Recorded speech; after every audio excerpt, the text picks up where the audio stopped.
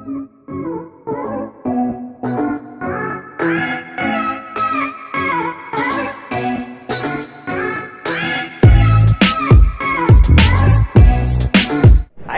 Back to class of learning. तो आज हम बात करने वाले हैं नेशनल इनकम का वो बेस जो हम सबके लिए था। लास्ट क्लास हम लोगों ने डिस्कस की, हमने नेशनल इनकम के 3 स्टेप्स किए, sir income method, expenditure method और प्रोडक्शन मेथड। पर आज जो हम डिस्कस करने वाले हैं वो है बेस नेशनल इनकम का। बेस मतलब बोलो बुनियाद, और इस बुनियाद को स्ट्रॉन्ग करने के लिए 3 चीजें हमें आनी चाहिए, सिर्फ 3 चीजें। ऑनेस्टली अगर आप बोल रहे हो आपको नेशनल इनकम को क्लियर करना है, you guys need to know 3 things. The 3 things start with depreciation. I repeat, the first one is depreciation, and the other one is a net indirect taxes, and the last, not the least, it is the net factor income earned from abroad. Now I do repeat the 3 things. तीनों चीजें अगर आपको आती हैं तो मैं बताता हूँ आपके कॉम्पोनेंट्स और नेशनल इनकम आपको ऑन टिप होंगे। अब बच्चे बोलते हैं सर नेशनल इनकम का मतलब होता है हमारे पास GDP एट MP। नहीं सर, नेशनल इनकम का मतलब है NNP at MP। Now what does mean by GDP at MP and what does mean by NNP at MP? So GDP means gross domestic product market price, NNP means net national product at market price। लेकिन इनको समझने से पहले हमें कुछ base बताऊंगी। वो base है हमारे पास NDP at FC, जिसका फॉर्मूला हमारे पास compensation of employees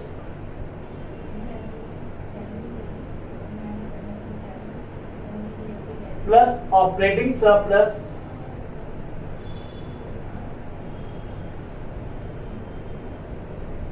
plus mixed income of self employed.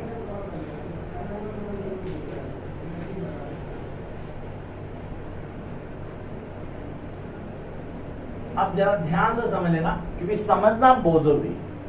आप जब बात करते हो इस पेपर की तो हमारे पास सर पेपर ही ना नेशनल इनकम की बात करें तो नेशनल का बेस जो फाउंडेशन है वो ये NDP। आपने कहा है पूरे हिंदुस्तान में, इंडिया, पूरे हिंदुस्तान में पैसा कमाने के 3 तरीके हैं भाई। या तो तुम किसी काम कर लो, मेरे को तनख्वाह मिलेगी भाई, अरे डेली दिहाड़ी पे काम करूंगा यार, तो वेजेस मिलेगी। आप कहते हो सर जब हम किसी का काम करते हैं तो बदले में जो रेम्युनरेशन मिलता है दैट इज वेजेस और सैलरी आप कह सकते हो, पहला तरीका।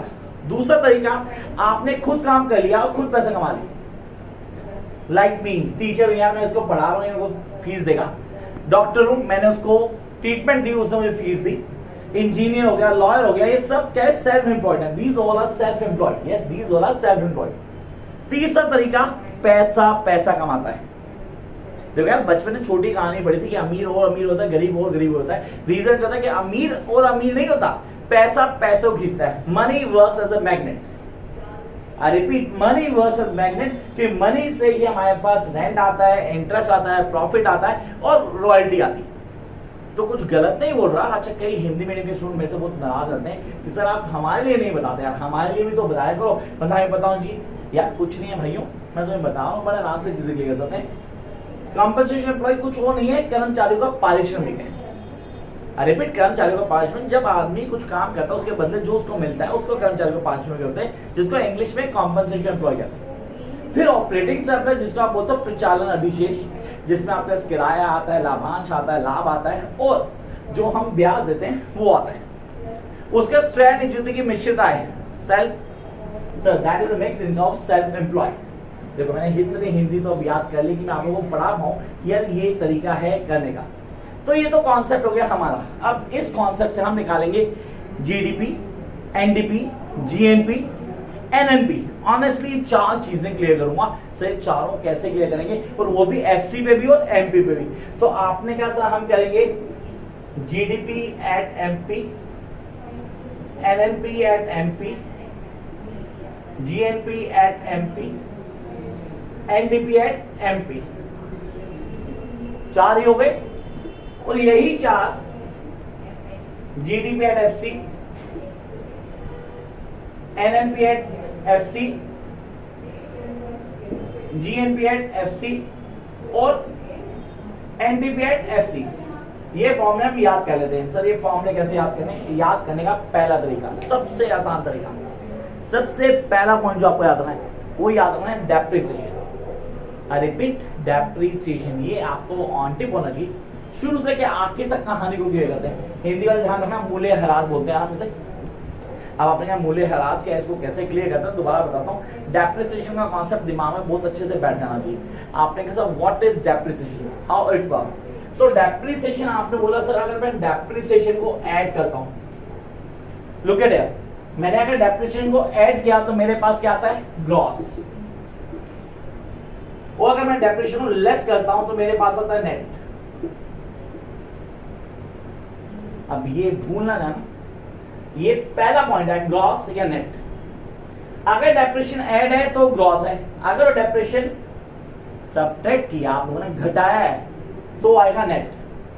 देखो आपको पहला पॉइंट याद रखना है, ग्रॉस नेट, ये डेप्रिसिएशन लिंक्ड है। किससे लिंक्ड है, डेप्रिसिएशन से। तो पहला पॉइंट आई होप सबको क्लियर हो गया। दूसरे पॉइंट पे आते हैं सर, दूसरा पॉइंट ये मिड वाला, डोमेस्टिक, नेशनल, नेशनल, डोमेस्टिक, इसको बोलते हैं NFIA। क्या बोलते हैं, NFIA, net factor income earn from abroad. Please जरा ध्यान से लिख लेना, net factor income earn from abroad. अगर net factor income to abroad है तो भैया वो बाहर लेके जा रहे हैं, वो हमें आ नहीं रही, वो जा रही है, वो नेगेटिव होगी, फिर उसको ऐड नहीं करना, उसको सब्ट्रैक्ट करना है। मैंने बोला डोमेस्टिक और नेशनल में जो डिफरेंस होता है वो NFIA। अगर डोमेस्टिक प्लस NFIA कर दिया तो क्या बन गया, नेशनल, और नेशनल माइनस NFIA कर दिया तो क्या बन जाएगा, डोमेस्टिक। देखो पॉइंट आ गया, अगर आपने इसको ऐड किया तो क्या आ जाएगा, नेशनल, और अगर आपने इसे सब्ट्रैक्ट कर दिया क्या आ जाएगा आपके पास, domestic. Look, this is what I really want to teach all of you. ये कॉन्सेप्ट आपके दिमाग में बहुत अच्छे से बैठ जाना चाहिए कि अगर आपने NFIA ऐड किया तो यू विल गेट नेशनल, और अगर आपने इसको सब्ट्रैक्ट किया, जिसमें आपके तो घटा देते हैं हम, जब विदेशों से प्राप्त शुद्ध साधन आय को, इसको net income factor income earn from abroad कहते हैं, जब हम इसको सब्ट्रैक्ट करते हैं तो हमें क्या मिलती है, डोमेस्टिक इनकम। तो भाई पहला पॉइंट, दूसरा पॉइंट दोनों क्लियर हो गए। सर देखो पीपी तो हर जगह रहेगा, प्रोडक्ट तो सबका ही है।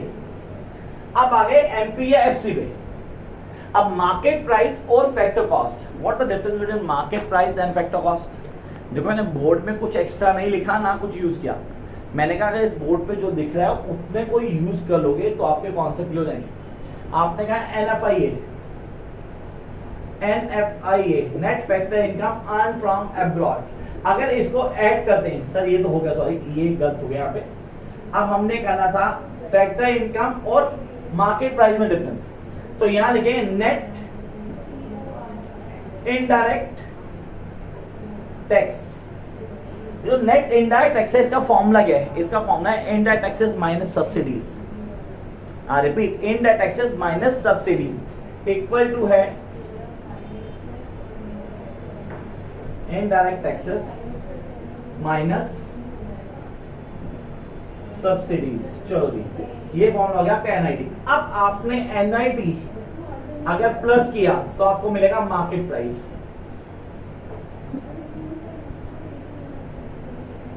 और अगर आपने NIT माइनस किया तो आपको मिलेगा फैक्टर कॉस्ट। क्या मुझे रिपीट करने की जरूरत है, क्या मैंने तेज पढ़ाया, मतलब बच्चे बोलते हैं सर थोड़ा धीरे पढ़ाना, बड़े आराम से तसल्ली समझाना। तो मैंने कहा आज हमने बैकबोन की किसकी, नेशन इनकम। बैकबोन नेशन में यहाँ खत्म नहीं होती, अभी दो चीज और बाकी। मैंने कहा आज क्लास में काफी कुछ समझने वाले हैं, काफी चीजों को क्लियर करने वाले हैं, तो यहाँ तक मेरे ख्याल से किसी को कोई डाउट नहीं होना चाहिए। हमने कहा सर दो तीन चीजें क्लियर की, हमने NDP किया, हमने NDP के कंपोनेंट्स को कर लिया, उसके बाद जो GDP, NNP, GNP, NDP, इसका फॉर्मूला भी क्लियर कर दिया कि भैया किसको क्या आना चाहिए, कौन कौन से कॉन्सेप्ट क्लियर होना चाहिए। अब हम जंप करते हैं दो चीजों के ऊपर। सो दो चीजों कौन सी हैं, फ्लो एंड स्टॉक। पहला फ्लो एंड स्टॉक, दूसरा इंजेक्शन और लीकेज। भाई मुझे तो ये पता होना चाहिए कि इकोनॉमी है क्या, इकोनॉमी काम कैसे करना चाहिए। तो इससे पहले अगर किसी को डाउट हो तो कृपा करके स्क्रीनशॉट ले सकता है, ताकि वो बाद में इनको उतार ले, उसके बाद कोई दिक्कत नहीं रहने वाली। फिर अब हम जंप करेंगे अगले पार्ट के ऊपर, और जो सबसे इम्पोर्टेंट होने वाला है कि वहां हम बात करेंगे इसकी स्टॉक और फ्लो की, एंड देन लीकेज और इंजेक्शन की। शुरू करें। Take your time guys. चलो यार, अब हम बात करेंगे स्टॉक और फ्लो की और लीकेज और इंजेक्शन की। तो पहले बात करते हैं स्टॉक और फ्लो की। देखो यार, दो चीजें दिमाग में होनी चाहिए। आपने कहा सर एक स्टॉक है और एक फ्लो है। अब फ्लो और स्टॉक को अगर मैं हिंदी में चेंज तो स्टॉक को हिंदी में स्टॉक ही कहेंगे, और जो हमारा फ्लो है इसको बोलते हैं प्रवाह। पानी का बहना प्रवाह है भाई, वो चल रहा है फ्लो में, उसको हम काउंट नहीं कर सकते, बस स्टॉक को हम काउंट कर सकते हैं। मेरे इंस्टीट्यूट में बैठे हुए बच्चे अभी कितने बैठे हैं, तो मैं इनको काउंट कर सकता हूँ। At a one moment of time I can count. कितनी चेयर्स है मेरे इंस्टीट्यूट में, डेफिनेटली मैं काउंट कर सकता हूँ। आपकी क्लास में कितने बच्चे बैठे हैं आप काउंट कर सकते हो। आपकी जेब में कितने पैसे हैं आप बता सकते हो, सर ये स्टॉक है, सीधे स्टॉक है सर, इतने पैसे हैं। लेकिन रोज कितना आता है, रोज कितना जाता है, वो फ्लो है। नदी में बहता पानी फ्लो है। ईमानदार से बोल रहा हूं, हमारी इकोनॉमी एक फ्लो है जो चल रही है। At a point of time आप उसे काउंट कर सकते हो, तो स्टॉक है। दो चीजें क्लियर करते हैं, जिस भी किसी चीज को अगर हम एक पॉइंट ऑफ टाइम पे गिन सकते हैं, काउंट कर सकते हैं, तो that is known as stock. Stock का बेसिक मतलब अगर आप बोलते हो सर किसी चीज की गणना करना है एक टाइम पीरियड के ऊपर, एक समय बिंदु पर अगर किसी चीज को गिन सकते हो तो वो स्टॉक कहलाएगा।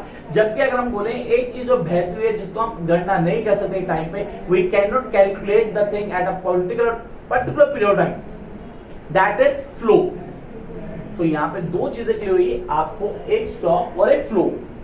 मैं सबको एडवाइस करूंगा इसका एक टेबल 3 बार आपके हेल्प बुक्स में है, उसको प्लीज क्लियर करें। Those who want my notes वो नोट दे सकते हैं, उसके कॉन्सेप्ट को क्लियर कर सकते हैं, वहां क्लियर हो जाएगा। Jump up to the next part, sir seriously important है, इंजेक्शन एंड लीकेज। अब हम सब जानते हैं कि ये इकोनॉमी है भाई, तो it is circular flow economy. अगर बोलते हैं इसको, it's a circular flow of an economy.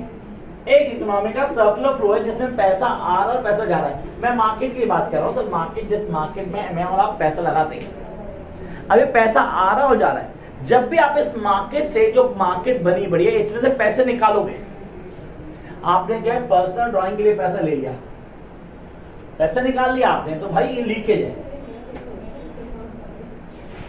Yes, this is non leakage. आपने कहा सर हमारे पास क्या हुआ, हमने कहा लीकेज है सर, पैसा निकाल लिएगा, तो कहीं ना कहीं इकोनॉमी को एक सेटबैक लगेगा कि भाई इतना पैसा था पहले, आपने मार्केट से पैसा निकाल लिया तो मार्केट स्लो हो जाएगी। जितना पैसा मार्केट में डालूंगा उतनी इकोनॉमी होती चलेगी। आपने मार्केट में डाला तो कुछ नहीं, आपने पैसा निकाल लिया, तो ये लीकेज हो गया।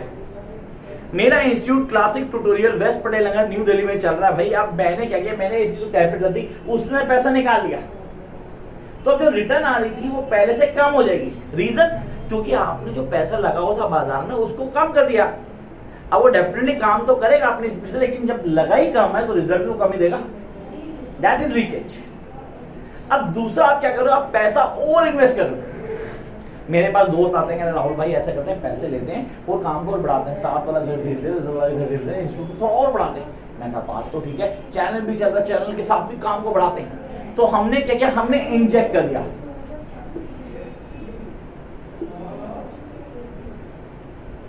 इंजेक्शन, मैं हिंदी में बताता हूँ, यहाँ से ना जब सुई चुभती है ना, इंजेक्शन लगता है तो बॉडी के अंदर कुछ डाला जाता है। अभी सबने लगवाया, वैक्सीनेशन सबने लगवाई है, वो किसने लगवाई है हम सब जानते हैं। भैया अपने आप को बचाने के लिए आपने डाला तो आपकी गाड़ी चलती रहेगी। अब आपने क्या किया, इकोनॉमी में पैसे को इंजेक्ट कर दिया, दैट इज इंजेक्शन। देखो इकोनॉमी बूम करती है, लेकिन इकोनॉमी को बूम करने के लिए और पैसा डालना पड़ता है। देखो हिंदी में समझाता हूं, हर आदमी के पास पैसा होता है और जिसके पास पैसा होता है उसके पास पैसा और आ जाता है, क्योंकि वो पैसे को पैसा खींच लेता है। This is magnet work. आपने कहा चुंबक का काम करता है पैसा, बिल्कुल गलत नहीं है। तो मनी गेट्स मनी, सिंपल सा कॉन्सेप्ट। आपने मनी को इंजेक्ट कर दिया और मार्केट में जब मनी और इंजेक्ट हुई तो रिजल्ट ओरिएंटेड रहेगा। तो आपने इकोनॉमी को बढ़ाने के लिए और ज्यादा पैसा इंजेक्ट कर दिया इकोनॉमी में।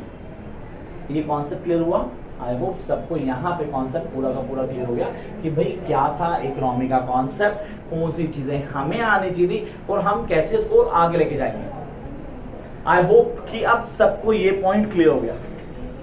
सर अभी नेशनल इनकम कंप्लीट नहीं हुई कि नेशनल इनकम का मेजर पार्ट तो अभी बाकी है सर। कौन से वाला sir?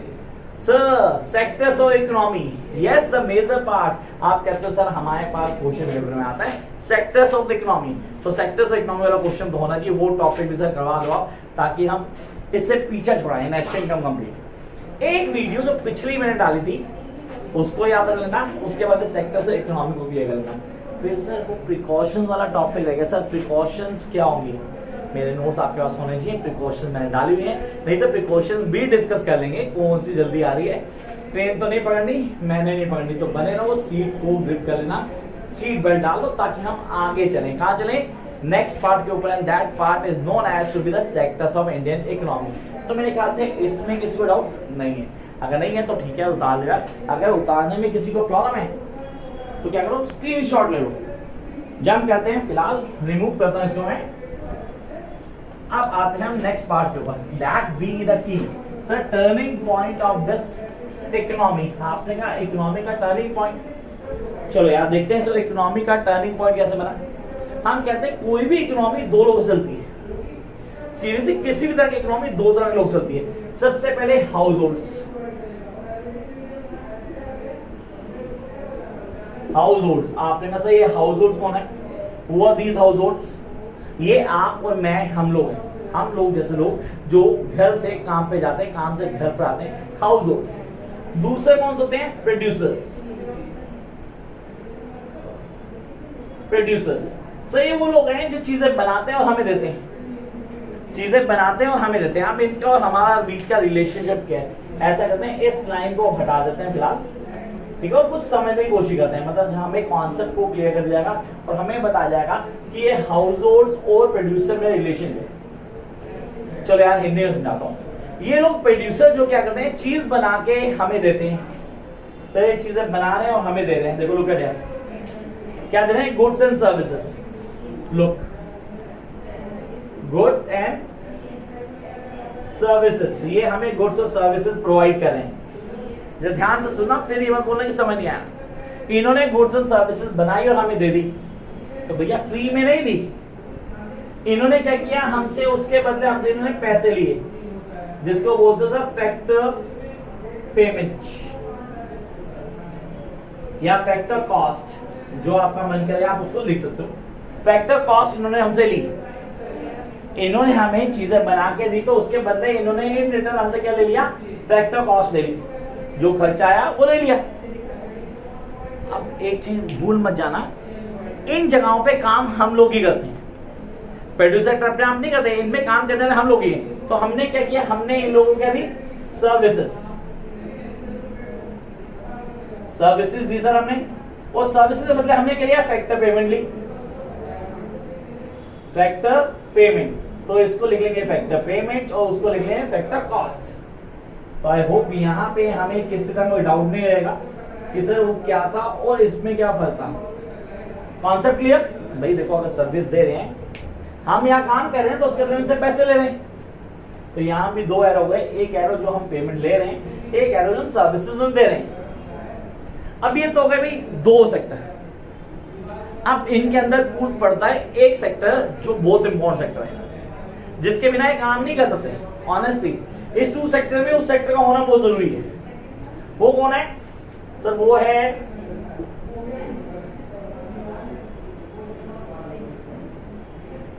Financial institutions, banks. I repeat, ध्यान से देख लेना, भूलना जाना भैया, जो मर्जी बल लगाना जरूर। तो यहां हमारे पास होता है इंस्टीट्यूशंस सेक्टर। सर ये वो बैंक्स हैं जो क्या करते हैं, इनको लोन देते हैं, इनको भी लोन देते हैं, और इनकी सेविंग्स लेते हैं और इनकी भी सेविंग्स लेते हैं। चेक करो भैया, क्या दे रहे हैं? लोन दे रहे हैं, इनको कॉर्पोरेट लोन दे रहे हैं, लोन तो लोन ही है। सेविंग्स इनकी ले रहे हैं, सेविंग्स इनकी भी ले रहे हैं। आप इनको कॉर्पोरेट सेविंग कहते हो, बस सेविंग आगे कॉर्पोरेट वर्ड आता है जो प्रोड्यूस सेक्टर का बनाता है। तो भैया यहाँ पे टू सेक्टर मॉडल आया, हो यहाँ पे सबको क्लियर हो गया कि टू सेक्टर मॉडल क्या होता है। सबको क्लियर हुआ? आई होप अगर समझ में आया तसल्ली से, तो कमेंट करना, कुछ नहीं जा रहा, कमेंट जरूर आना। और अगर पूरा कॉन्सेप्ट क्लियर है तो भैया चैनल को इमीडिएटली सब्सक्राइब करना और इस वीडियो को शेयर करना उन सबके साथ जिनको ये कॉन्सेप्ट क्लियर करना है। जम करते हैं अगले पॉइंट पर। ज्यादा मुश्किल नहीं है पर आराम से क्लियर करना है। नेक्स्ट पॉइंट 2 सेक्टर से 3 सेक्टर हो गए। अब कौन हो गए हम सर 3 सेक्टर हो गए। आप क्या करते हैं एक और सेक्टर को बीच में इंट्रोड्यूस कर देते हैं। कौन सा सेक्टर सर? ये कोई दूसरा सेक्टर नहीं है, हम सब जानते हैं इसको, ये हम सबका जाना पहचाना सेक्टर है। मतलब इसके बिना गाड़ी तो नहीं चलने वाली सर। ये है गवर्नमेंट ऑफ इंडिया। मैं गवर्नमेंट ऑफ इंडिया इसलिए नहीं लिख रहा क्योंकि पूरी दुनिया में रूल तो ही चलता है, तो दुनिया में जो कंट्री होगी अपना नाम लिखिए। हमने गवर्नमेंट ऑफ इंडिया बोला, भैया हम हिंदुस्तानी है तो हम हिंदुस्तान की गवर्नमेंट का नाम लिख देते हैं। अभी जब गवर्नमेंट एंटर होती है तो गवर्नमेंट क्या करती है भैया? गवर्नमेंट कहते हैं टैक्स निकालो, गवर्नमेंट कहते हैं टैक्स निकालो। सीधे से गवर्नमेंट टैक्स तो लेगी, तो गवर्नमेंट ने इनसे क्या लिया? टैक्स। गवर्नमेंट ने इनसे क्या लिया? इनसे भी टैक्स लिया भैया। लेकिन गवर्नमेंट ने कुछ रिटर्न में दिया भी है। क्या दिया है? सब्सिडी। सब्सिडीज दी है गवर्नमेंट ने। सर इनको भी दिया है। क्या दिया है? रिबेट। रिबेट दी गवर्नमेंट ने इनको भी। सर बिल्कुल गवर्नमेंट देगी, क्यों देगी? गवर्नमेंट रिबेट देती है। अंदर खाते की बात है कि जो प्रोड्यूसर होता है इनको ज्यादा रिबेट देती है गवर्नमेंट, क्यों? ये सेक्टर चलेगा तभी तो। हमारे इंडिया तो चला ही इंडस्ट्री रही है। अगले पॉइंट पे आते हैं जो समझना डेफिनेटली बहुत इजी है कि बैंक से गवर्नमेंट का भी लेन देन है। गवर्नमेंट भी उधारी लेती है और गवर्नमेंट भी सेविंग करती है। गवर्नमेंट क्या करेगी भैया? गवर्नमेंट सीधे से सेक्टर पर जाएगी और क्या करेगी? सेविंग्स देगी। और गवर्नमेंट क्या करेगी? इन सेक्टर पर आएगी और लोन्स लेगी। सर देखो हमारा 3 सेक्टर मॉडल कंप्लीट हो गया। हमने कोई जादू नहीं किया, हमने कुछ अलग पार्ट नहीं पढ़ा, हिंदी में कॉन्सेप्ट को क्लियर किया, हमने गवर्नमेंट को इंट्रोड्यूस किया और गवर्नमेंट ने आके वही किया जो उसको करना चाहिए था। गवर्नमेंट टैक्सेस लगाए, टैक्सेस लिए, सेविंग्स क्रिएट की, सेविंग्स दी, लोन्स लिए, कॉर्पोरेट सेक्टर से भी टैक्सेस लिए, कॉर्पोरेट सेक्टर को रिबेट दी, हमको सब्सिडी दी और कॉन्सेप्ट चला दिया, गाड़ी चल पड़ी। अगले पॉइंट पे आते हैं, that is the major point, क्यों ये आ गया 4 सेक्टर मॉडल। सर ये तो कोर्स में नहीं है सर, तो सर समझ तो लेते हैं यार कि ग्रेजुएशन वाले भी देख रहे होंगे, पक्का देख रहे होंगे। क्या सर ग्रेजुएशन वाले भी, तो उनको समझाता हूँ। ये 4 सेक्टर कौन आ गया सर? कहां से आया है? उड़ता हुआ यार, तीर कहां से निकल चुका है? ये तीर उड़ता हुआ आया रेस्ट ऑफ वर्ल्ड से। रिपीट, रेस्ट ऑफ वर्ल्ड, जो शेष हिंदी में दुनिया कहते हैं, वो ये आ गया हमारे पास, जिसको आपने बोला सर ये आ गया रेस्ट ऑफ वर्ल्ड। क्या आ गया? Rest of world. अब ये जब रेस्ट ऑफ वर्ल्ड आया तो इसको हिंदी में तो मैं समझाता हूं। तुम्हारे हिसाब से रेस्ट ऑफ वर्ल्ड का मतलब MNCs, मल्टीनेशनल कंपनीज। ये जैसे ही इंडियन मार्केट में एंटर करती हैं, ये सेम वही काम करती है जो प्रोड्यूसर कर रहा था। भाई ये प्रोड्यूसर से सर्विसेज लेती है, हाउस होल्ड से सर्विसेज लेती है और उनको सैलरी देती है। हाउस होल्ड को सामान बेचती है और उनसे उसके पैसे लेती है। सर गवर्नमेंट को टैक्स देती है, गवर्नमेंट से रिबेट भी लेती है। सर ये बैंक्स में अपनी सेविंग्स जमा कराती है और बैंक से लोन भी लेती है। लुक एट यार, क्या मुझे इसके फंक्शंस बताने की जरूरत है? क्या मुझे डायग्राम को फिर से रीएडजस्ट करने की जरूरत है? आई डोंट थिंक कि अब हमें इसकी जरूरत है, क्योंकि काम भी यही कर रही है। तो ये थे हमारे sectors of economy. Sir sectors of economy clear, concept समझ में आ गया। फ्लो एंड स्टॉक का कॉन्सेप्ट क्लियर, वो हमें समझ में आ गया। लीकेज क्या होता है, इंजेक्शन क्या होता है, वो कॉन्सेप्ट हमें क्लियर। सर हमने components of national income discuss किए, चाहे वो जीडीपी था, चाहे जीएनपी था, चाहे एनडीपी था, चाहे एनएनपी था, सर वो क्लियर। नेशनल इनकम को कैलकुलेट करने के 3 तरीके, sir production method, income method, expenditure method, last video में क्लियर कर चुके हैं। सर एक और फॉर्मूला होता है, इसको वैल्यू एडिड मेथड, वो भी मैंने लास्ट क्लास में बताया था। अब कई बच्चे कहते हैं सर हमें क्लियर नहीं हुआ वैल्यू एडिड मेथड। तो आई होप किसने नहीं लिखा तो लिख ले, नहीं तो स्क्रीनशॉट ले ले। आई होप इतना टाइम बहुत है स्क्रीनशॉट के लिए। अब जब बात हुई कि सर बात पूरी क्लियर करते हैं, नेशनल इनकम पूरा खत्म करते हैं, तो तसल्ली तो चल ही रहे हैं, तो यार नेशनल इनकम पूरा कर ही लेते हैं। सर एक फॉर्मूला था छोटा सा जिसको वैल्यू एडिड फॉर्मूला कहते थे। अभी वैल्यू एडिड का सर फॉर्मूला क्या होता है? मतलब वैल्यू एडिड से हम नेशनल इनकम कैसे निकालेंगे? सिंपल सा concept, sales plus change in stock minus purchases, sales ले लिया आपने, चेंज स्टॉक ले लिया, माइनस कर दी परचेजेस, जो आपके पास आ गया सीरियसली जो आपके पास आ गया वो क्या कहलाएगा, वो कहलाएगा value added, net value added, NVA, I repeat that is NVA, इसको आप बोलते हो नेट वैल्यू एडेड। निकाल दिया सर, एनवीए जो आया एफसी पे आया, चलो ठीक है एफसी पे कर दें, एमपी निकालना है तो नेट इंडेक्सेस आप करना, आपने किया एनआईटी, क्या आ गया भैया हमारे पास, ऐड करने के बाद हमारे एनवीए एट एमपी आ गया, net value added at market price. Sir मुझे जीवीए चाहिए, मैं क्या करूंगा, ऐड कर दूंगा डेप्रिसिएशन, डेप्रिसिएशन ऐड कर दे, क्या आ गया जीवीए एट एमपी, जो आपका जीडीपी और जीएनपी के इक्वल होगा। This is the value added formula. आपने कहा sir this is the value added way to calculate national income. Yes, this is the value added way. कितना मुश्किल था, ईमानदारी से बता दो, कमेंट बॉक्स तुम्हारे लिए, कमेंट जरूर करना। अच्छा आउट ऑफ लीग जा रहा हूँ मैं, आजकल सीरीज आउट ऑफ लीग जा रहा हूँ, मेरे को स्टूडेंट कहना है सर कहाँ से इंग्लिश से कूद के इकोनॉमिक्स की वीडियो बनाना शुरू होती है, इको के स्टूडेंट मेरे स्टूडेंट है यार, तो मैं आपको ज्यादा परेशान नहीं रखूंगा, जो चीजें नहीं आएंगी आप मेरे से पूछ सकते हैं। English don't worry about guys, आपकी वीडियोस रेगुलर आती रहेगी, उनमें कोई कमी नहीं होने वाली। ये कॉन्सेप्ट क्लियर हुआ तो सर एनवीए जीवीए पूरा कॉन्सेप्ट क्लियर। सर एक चीज हो सर प्लीज, खत्म कर रहे हो तो वो भी बताइए, precautions whether from income method, whether from expenditure method, whether from production method। भैया देखो डबल काउंटिंग का ध्यान रखना है, दोहरी गणना, एक चीज की प्रोडक्शन एक बार होती है तो उसकी वैल्यू भी एक ही बार ऐड होगी, पहला पॉइंट। सेकेंड हैंड गुड्स और सर्विसेज की सेल और परचेज को काउंट नहीं किया जाएगा, whether income method, whether expenditure method, whether production method। किसी तरह की एक तरफा इनकम, ट्रांसफर इनकम को नेशनल इनकम में ऐड नहीं किया जाएगा।